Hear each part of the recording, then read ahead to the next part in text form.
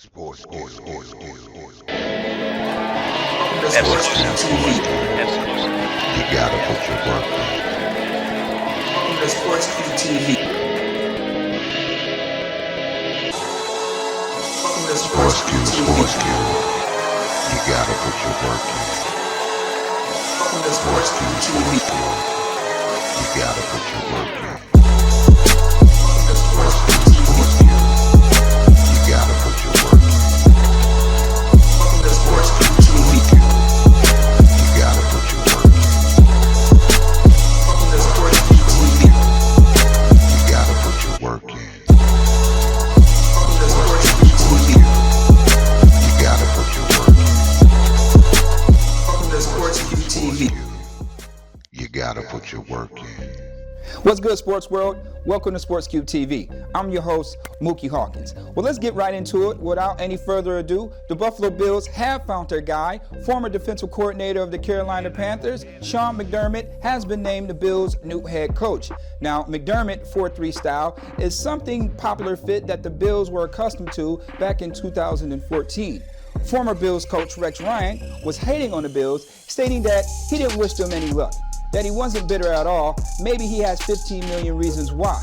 Well, it sure seems like it to me, Rex, because first of all, you made a lot of promises that you couldn't keep. Then you hired 28 coaches, including your brother, and don't even know if you have 10 players on the field when the game is on the line. You're lucky the Bills didn't sue you, impersonation of a real coach, because to me, you stole 15 million. Moving on. Tyrod Taylor, please calm down. The $27.5 million equivalates to a 2-year deal, which breaks down to the NFL average for a starting quarterback, which the two-time Pro Bowler deserves.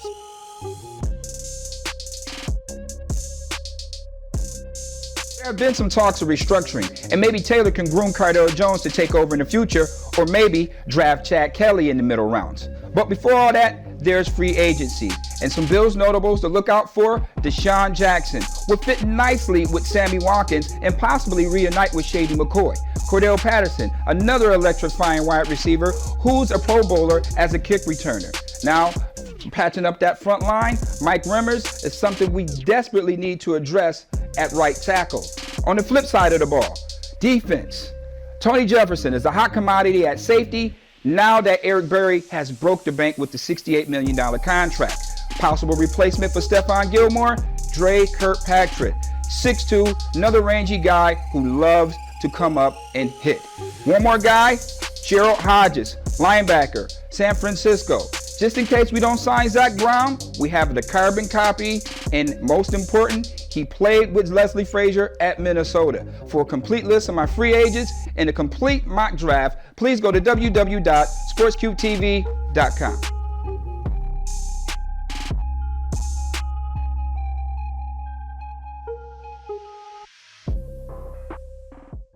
Number 1 versus number 2, Will Self at Park School. And sophomore Daniel Scott knocks down a quick 2. Senior forward Adam Bratnicki would drive and score for the Billies. First team on Western New York guard Greg Dolan finds Dakota Watley for the 3. As Will Self jumps out early, then Dolan would post up, turn, and drop in another bucket for South. Daniel, I score a lot, Scott, answer back with 2 of his own. Dolan would drive and kick out to Bratnicki, who knocks down 1 of his 4 3-pointers on the day. Then Dolan, off the inbound, knocks down 1 of his 3 trays. Dolan getting foxy as he misses the up and under, but the ball bounces back to Dolan for the reverse lay-in. Dolan, once again in transition, finds Bratnicki for the step-back 3. Then Dolan would find Bratnicki again with the backdoor alley scoop. Noah Hutchins would regain his yo-yo between the legs and back, crossing Wally with the tough basket in the second quarter. Right back at him as Bratnicki drains another 3, scoring 20 points and 11 rebounds. Bratnicki would lose his shoe as he swings it to Mark Worthy, who finds Dakota Worthy for another 3, as Will South takes a 20-point lead. Park would get things going as 6'9" sophomore Julian Awuzuku gets the easy 2. Then Noah Hutchins would stop and pop here, and later hit a free throw to cut the lead in half. 36-26 South. Dakota Wiley would steal the ball and score 2 of his 11 points. Park would go on a 21-10 run, in large part due to Julian Owuzuku, 16 points and 7 rebounds. Sophomore Noah Hutchins freezes Wiley, takes his picture, and splash. Park has the momentum as Hutchins finds Owuzuku again in transition. And the big fella finally gets things going as Jones hit the 12-footer. Park takes the lead for the first time of the game. Greg Dolan will score 22 points, giving Hutchins a taste of his own medicine. Now hold that. But Park will go on an 11-2 run in the fourth quarter as Noah Hutchins, 16 points and 10 assists as he feeds Joe Jones for the slam. Scott would finish with 24 points as Park defeats South 70-64.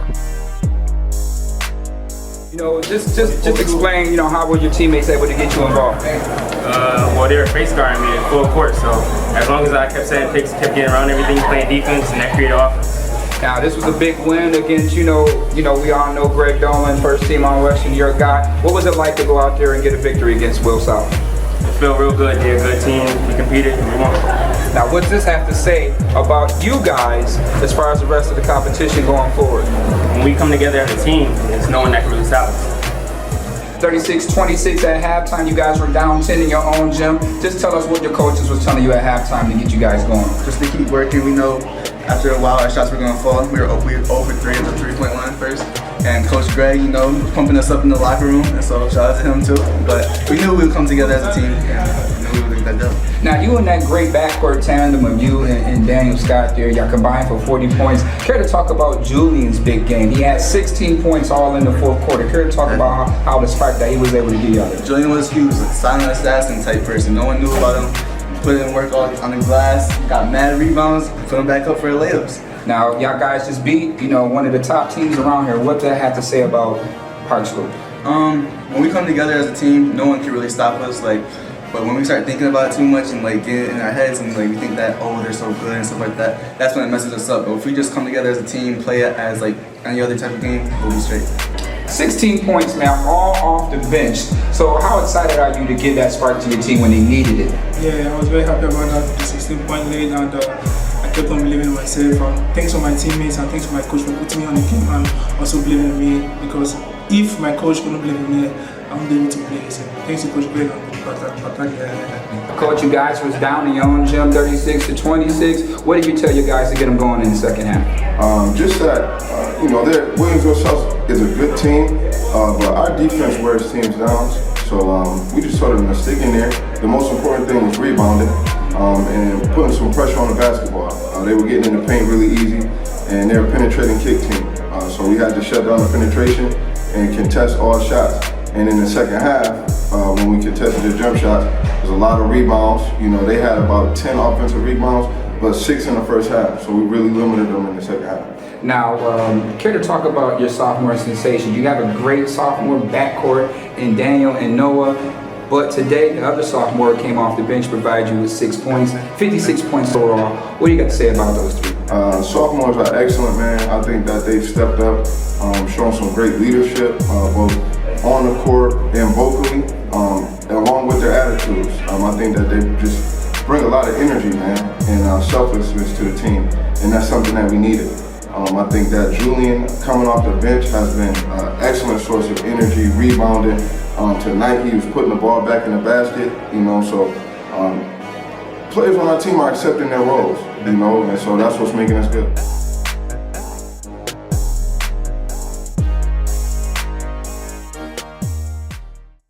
Power 10 Showdown Health Science at St. Francis. Devontae Gaines come up with the steal and finish to start the game.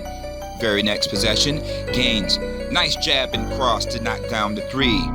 Bo Sarenka, aka Bo Buckets, would answer back with 3 of his own for the Red Raiders. Junior point guard Devin Durrell with the raindrop going baseline, and then comes off the screen and knocks down the 3. The Falcons would turn the ball over 4 straight times as Juice Cunningham lays in the 2. Then Devin Durrell would steal the ball and outlet to Bo Buckets with the left hand finish. St. Francis would go on a 9-0 run when Bo Buckets decides to jump in the front for himself with the steal and one. Juice Cunningham would hit back-to-back threes as the Red Raiders close out the half with a 19-7 run, up 27-22. Frannies would pick up where they left off as Cunningham finds senior forward Robert Welch for the easy two. Health Science would get things going as Briggs drives through the lane and Gaines would outjump everybody for the putback jam. Cameron Briggs would eventually thaw out and stick the three from the corner. Then the ticket, Devontae Gaines, takes matters into his own hands, scoring 2 of his game-high 27 points. Tyron Lott finally would chip in with 3 as the Falcons regained the lead, but the St. Francis would knock down 9 threes on the day, going on a 24-8 run in the fourth quarter as Juice Cunningham and Bo Buckets would combine for 37 points, shoot 7 for 15 beyond the 3. Robert Welch would record his 5th straight double-double, 11 points and 11 rebounds, as Juice Cunningham shoots 57% from three-point land as the red-hot Red Raiders make a strong statement beating Health Science 62-54. How excited are you to get the win today? Oh, I'm real excited. Going in, it was a big game. Coach telling us the whole week it was going to be a good game, so I just went out there and balled out. Now, you went out there and you had 4 3-pointers, you scored 21 points. It was a topsy-turvy game and to go on in the beginning. What did your teammates do to get you going? They just kept me up and they just kept me in the spirit to play. I was frustrated the first quarter, but they kept me in it. Now, you guys, great victory today, but, you gotta, enjoy it for a couple of hours. You got a good Canisius team coming up Thursday. What would be your focus going forward? Just keep balling how I'm playing. We've been playing well, so just stick to the game plan. Now, we know that you are the shooter, and teams every week will try to stop you from getting open. What was your coach doing to get you those necessary looks today? Nothing really. Just running the floor, getting up the court faster than they did. Kick out threes. That's how we make it. Now, some of the game plans, what was the game plan defensively? Because this is a high-power scoring Health Science team, and you really held those guys under 60 points today. So what was the game plan defensively? Don't let them drive the ball to the basket. We know they like to drive. We just got in the pack line and stop them from going. Now, you got Canisius coming in. What will be your focus going forward for Canisius? Just play like we've been playing. We'll be fine against Canisius. Coach, how excited are you to have those guys play the way they did today? We didn't start great, but they came out and they played. Started knocking down our shots. These guys know that any three is a good three, and you have the 2 guys in here that they like to shoot it. So we played hard. This is a group that I've had together for a long time, and this is really starting to come together now. And this was a really big test for us, and happy to get the win. Seesaw battle in the first half. What would you say changed the outcome of the game? I think we just started playing our game. I think we were a little excited to start and took some quick early ones. And then these guys are rhythm shooters a little bit. So once they see one go, like Julian, and then he gets 3. And so that second quarter, we went 19-8 against them, and really changed the outcome there. And I think I liked our game out of each quarter. Coming out of each quarter, we came out and played hard. So.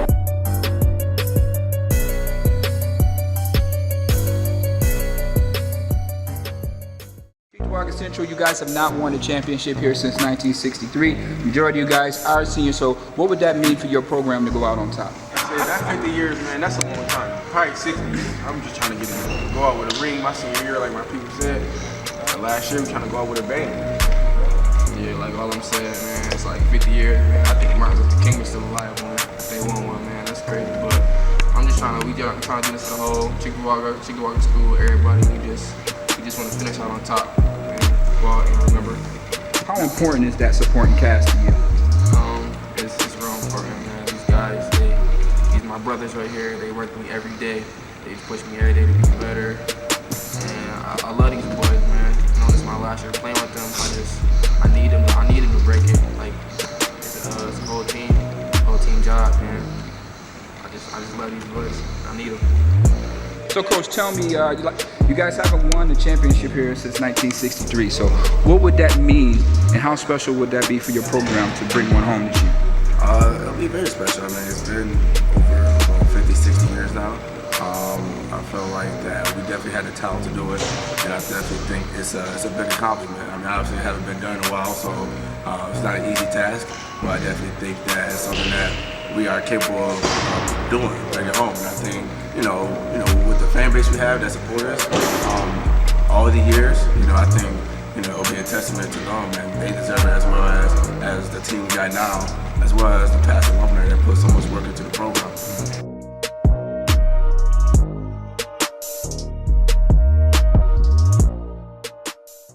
The Madness is back in Buffalo, as the first and second rounds of the NCAA tournament will be played at the KeyBank Center, as Villanova is projected to be the top seed with West Virginia, Florida, and Syracuse representing the Reese Region.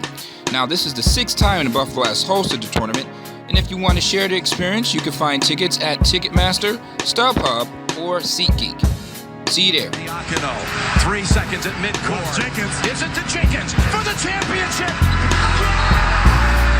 A national championship buzzer beater for the title.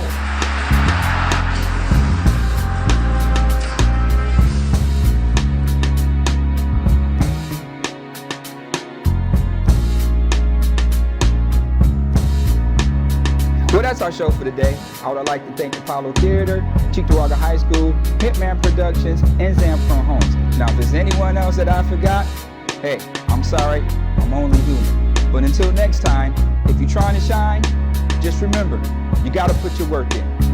Be well, everybody.